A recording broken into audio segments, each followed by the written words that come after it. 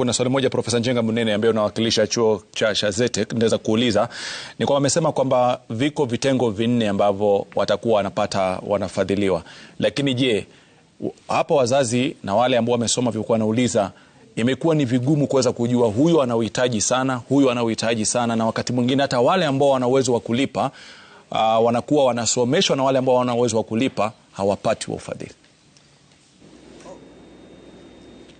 On behalf of the University Funding Board, but I know that the MTI has been used effectively for a long time. It can qualify people who may succeed or not succeed.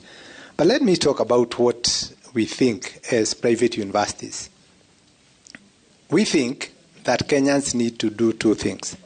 First and foremost, establish exactly what in the long run will be the loan burden of the student when they graduate. Because when you get a big loan, you graduate, then for the next 5 years, you are trying to find your level.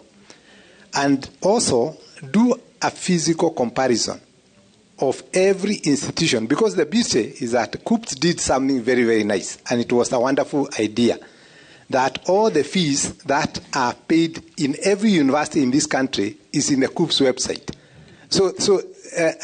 And nobody can tell you what my colleague, Professor Munene, the VC of Embu, is asking for, what Zetech is asking for. It's clear in everybody for all universities.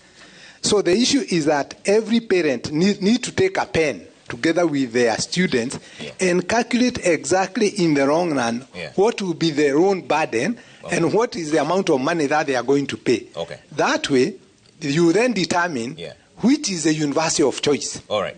That is very, very critical. Let's hear from government where Yvonne and Lincoln are standing by. Then we'll come back and continue this discussion.